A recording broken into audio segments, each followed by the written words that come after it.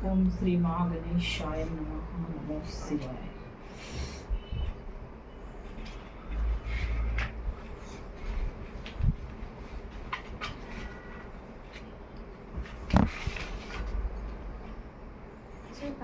छठवां अध्याय धूम्रलोचन वध।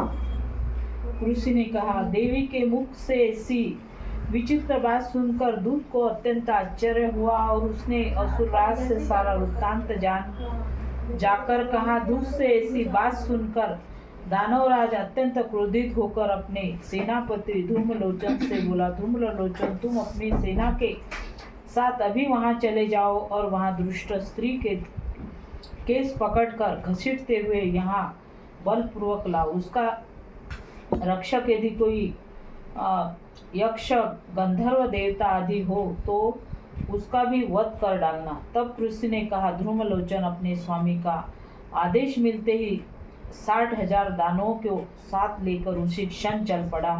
पर्वत के निकट पहुँचते ही उसने हिमालय वासिनी देवी को देखा और आज्ञा के स्वर में कड़क कर बोला, अरे तू मेरे स्वामी शुंभ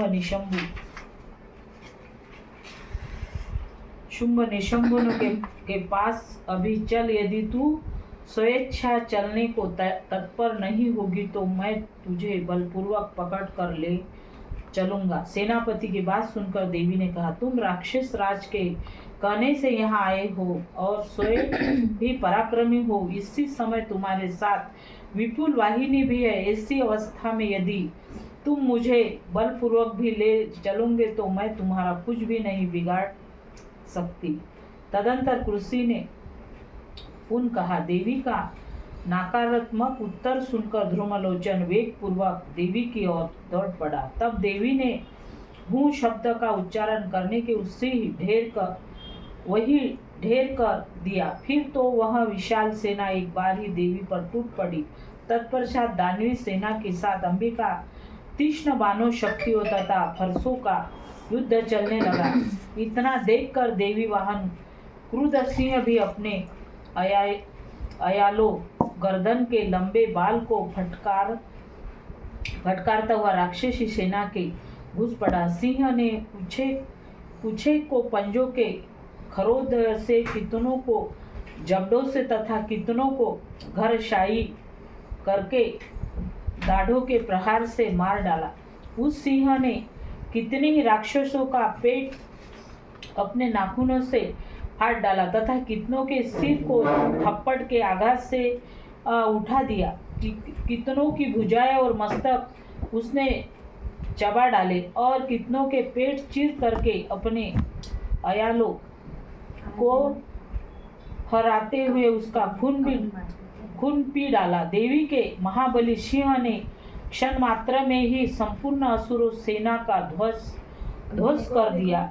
जब शंभु को यह खबर मिली कि युद्ध में धूम्रलोचन मारा गया तथा उसकी समस्त सेना का विनाश सिंह द्वारा हो गया, तो अत्यंत क्रोधावेश में उसके होठ कंपायमान हो गए। उसके चंडमुंड नामक 2 महाबलशाली दानवों को आदेश दिया, हे चंडमुंड, तुम अपनी असंख्य सेना के साथ अभी वहां जाकर उसे बांध दो और उसे घसीटते हुए मेरे पास लाओ। यदि उसे इस प्रकार लाना संभव न हो तो असुर सेना की मदद से उसे वही मार डालना। उस दुष्ट के हत्या होने तथा सिंह के मारे जाने पर उस अंबिका को अपने पास में बांध करके शीघ्र ही वापस आओ।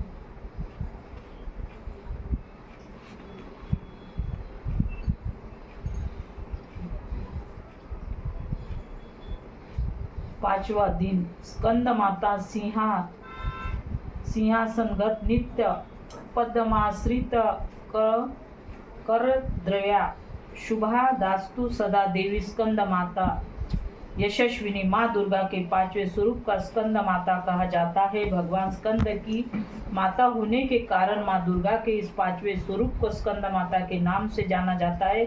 स्कंद माता का वर्ण पूर्णतः शुभ्र है। ये कमल के आसन पर विराजमान रहती है, इसी कारण से इन्हें पद्मासन देवी भी कहा जाता है। इसका भी वाहन सिंह है। शास्त्रों में नवरात्र पूजन के पांचवें दिन का पुष्कल महत्व बताया गया है। नवरात्र के पांचवें ही दिन साधक का मन विशुद्ध चक्र में स्थित रहता है। इस चक्र में अवस्थित मन वाले साधन की समस्त ब्रह्म क्रिया एवं चित्त वृत्तियों का लोप होता जाता है।